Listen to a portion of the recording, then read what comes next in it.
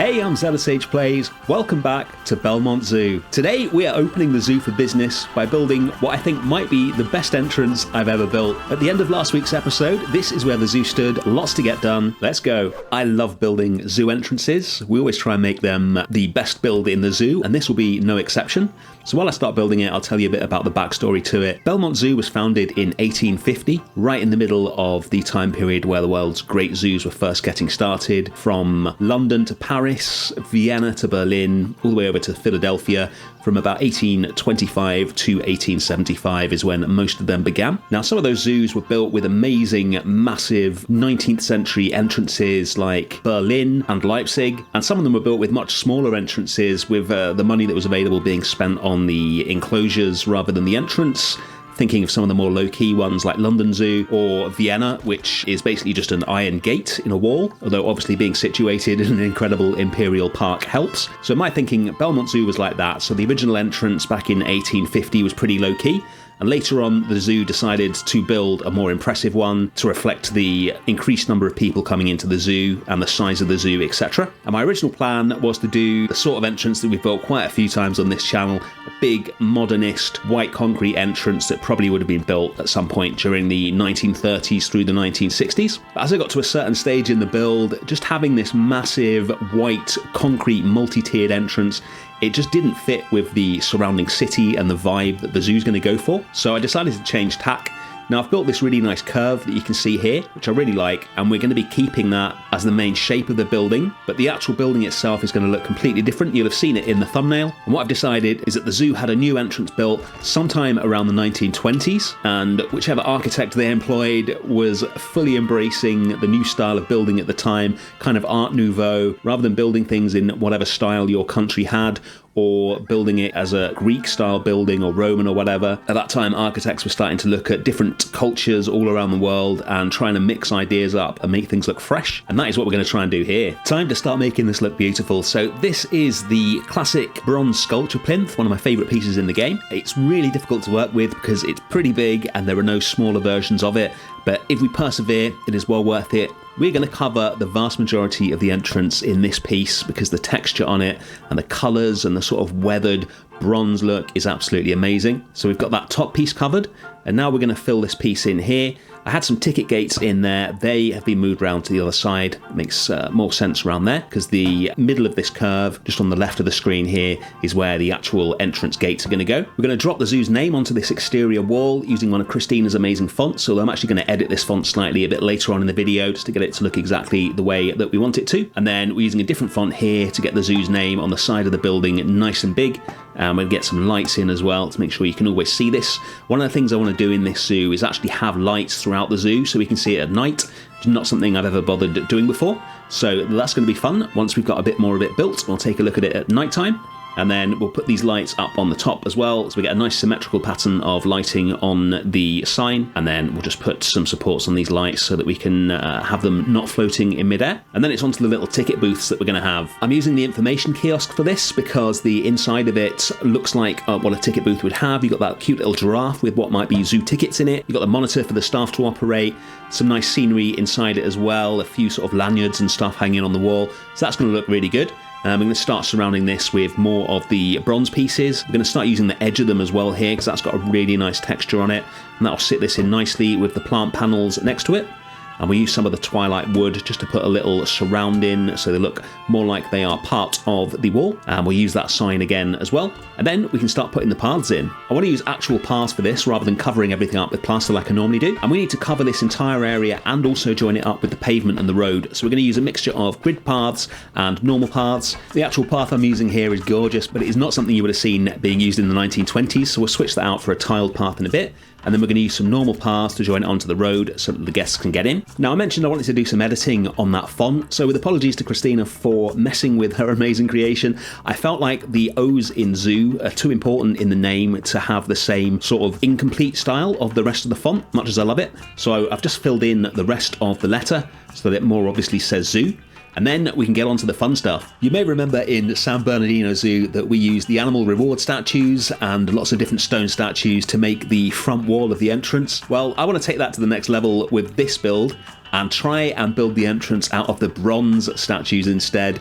That is going to be a lot more difficult because there are so many stone reward statues that you can use, and then loads of the DLCs have stone statues as well. With bronze statues, all you have is the statues from the aquatic pack and the statues from the base game. The bronze reward statues are a completely different style of bronze. They're like the really shiny bronze that you might make a medal out of rather than the classic bronze that we're using here. So by my count, there's only 19 statues available to us, and making them look good is going to be quite the challenge, but that is what we're going to do. The look is inspired by a display at the reptile house in Saigon Zoo, which I found a photo of, which looks absolutely amazing. Just a big old slab of bronze with all these reptiles emerging from it, all cast in bronze. It looks absolutely amazing. Similar to San Bernardino Zoo, but on a much smaller scale and a much more interesting material. I think this is going to look absolutely amazing when it's done. It's just a matter of working out how we can get the statues in and looking good without things like this lion's tail just poking out into mid-air for no reason and stuff like that. I'm not sure exactly how long it took just to build this one little wall. It was a very long time, but I definitely think it was worth it.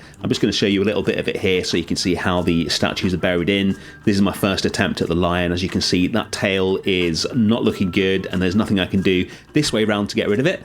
But if we spin the lion around the other way, it'll fit in perfectly and you'll see that at the end of the video. I also want to get this guy in. I'm going to do something a little sneaky with this statue to make it look a bit more appropriate in a second. And then we'll get some nice little lights up here to make sure that the sign is illuminated. So I've actually put 2 gorilla statues in, one hidden just behind it, and rotated it so we can have 2 arms rather than just one, which looks a lot better. And then we're going to move on and put an exhibit in the front so we can have an animal right at the front of the zoo. Now, one of the things I want to achieve with this zoo is to build it almost entirely using animals that we didn't have in San Bernardino Zoo to keep things nice and fresh. That isn't going to apply to this entrance animal because I think it is the perfect entrance animal, the red-eyed tree frog. They're absolutely gorgeous. I know we have them in San Bernardino, but we need an exhibit animal. Selections are limited, and one of the things that you really don't want to do in a zoo is have an animal that lots of people have a phobia about right next to the ticket office. That is not good business sense and just not very nice. So snakes, spiders and arthropods in general are out, so the number of animals that we have to choose from is pretty limited, and I can't think of anything better than the red-eyed tree frog to start the zoo off. I want their exhibit to be tall and thin rather than the big square box we get by default, so we'll use building pieces to make it that way, and then we're going to copy the big bronze pieces from the top down to the bottom so we can finally finish off getting this entire building covered in them. You can see the statue sunk into the wall is starting to look really good now. If we zoom out, I'm really happy with how that looks. And now for something a little different. One of the most important things you can have in your zoo is directional signs so that the guests know where to go. And we built some really nice ones for San Bernardino Zoo. I want to change them up and make them fit more nicely into the more classic look of this zoo. I'm just going to keep the signs covered in the art shapes because this took so long to do. But what I want to do is color code each area in the zoo to ease navigation. And then we're going to replace the pole that it's on with something more classic looking. I'm going to do that by copying this piece from the Twilight pack upside down loads of times until we end up with a really nice looking directional sign that we can have anywhere that we want in the zoo. Back to the entrance, and we've got one final piece of detailing to do on this upper level before we start getting the actual gates in for the guests. So this piece from the tropical pack, if we sink it into the wall like this, it kind of looks like a fleur-de-lis, which is a really common design to use in European buildings, especially in France, which is where it comes from. We've actually got some fleur-de-lis pieces in the Europe pack, but most of them are big and gold. And then we're just going to put a little design on the front of the exhibit, and then we'll move on to the ticket gates. Unusually for base game pieces, the default ticket gates in the game are actually pretty good. Nice size, look nice. I like the glass panels on them. So we're just going to use those. No need to do too much with them. And then we're going to get some lettering up above where they are, just to make sure people are aware that this is actually where you walk into the zoo. So we'll use a modified version of the sign before and just sink that into the archway there. And then we're going to take a fence piece from the Twilight pack and use that as sort of the remnants of the zoo's original gates that are still here, that they've built the more modern ticket gates into. And then we can get on to some signage, and we're going to do some really interesting stuff with the billboards here. We'll start with something pretty simple that we've done before. We're going to do something more complex later. So these are banners from San Bernardino Zoo, just 3 of these square billboards on top of each other.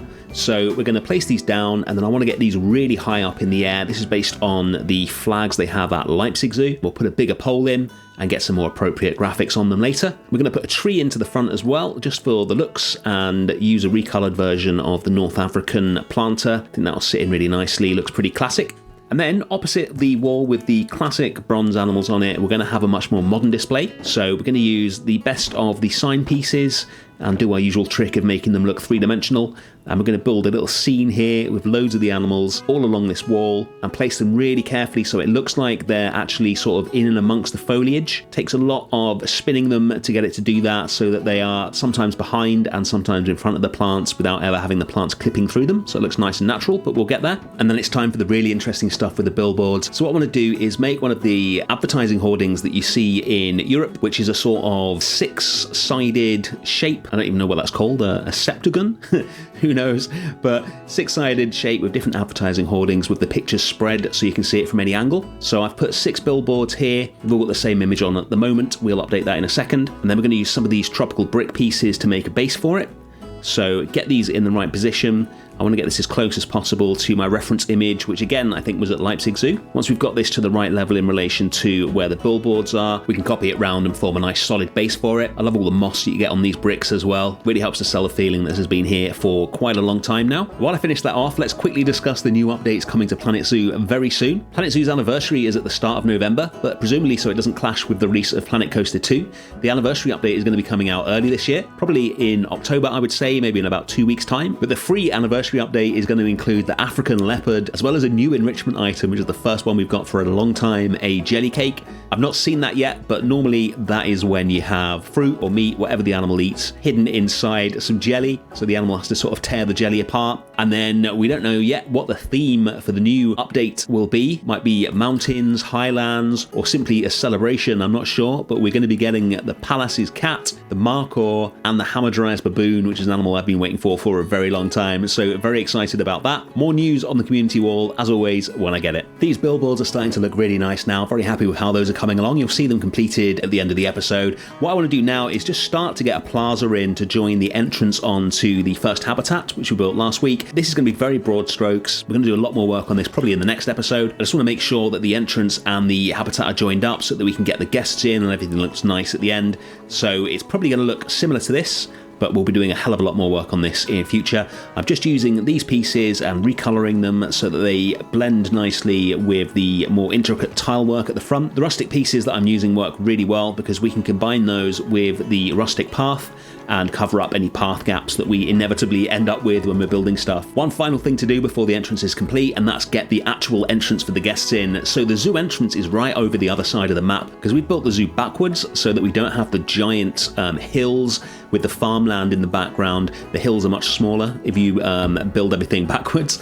So what we need to do is put an entrance in here for the guests. So we're going to hide this under the pavement and use one of the coach pieces so that you can't see where they're appearing. And then again under the pavement, we're going to put some paths in so the guests walk past the coach and then across the road to get into the zoo. We should probably put a road crossing in as well to stop them from getting run over. We'll do that at some point. And then the coach itself, I want to customize this as well. So after a bit of research, there's a company called, I think it's Eurocoach, which is the biggest coach company in Europe. So I'm going to slightly base this on their livery just so we get a nice realistic looking coach.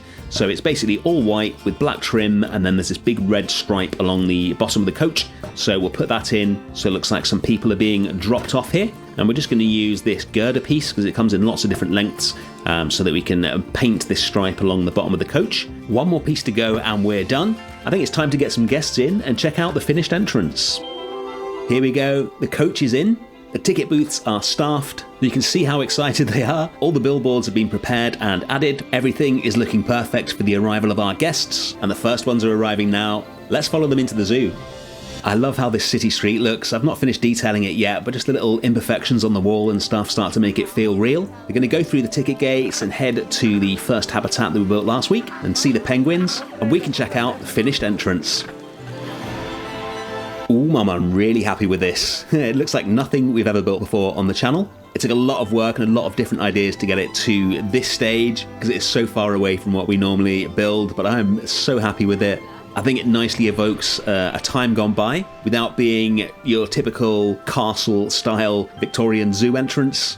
We've got our little tree frogs in here. I think that adds a nice extra dimension to the entrance itself. I am so pleased with this advertising hoarding. There might even be a little clue as to one of the zoo's future inhabitants on it. This is where we started today. And this is where we are now, with the entrance complete and the plaza started, shall we say. I really hope you like it. Thank you so much for watching, as always. Don't forget to hit the like button if you enjoyed it. Subscribe if you haven't already. Let's check out our new Explorers Club fountain, which now has pride of place in the plaza itself. Thanks to all of you who've joined since last week's episode, and I will see you next week for some more Planet Zoo.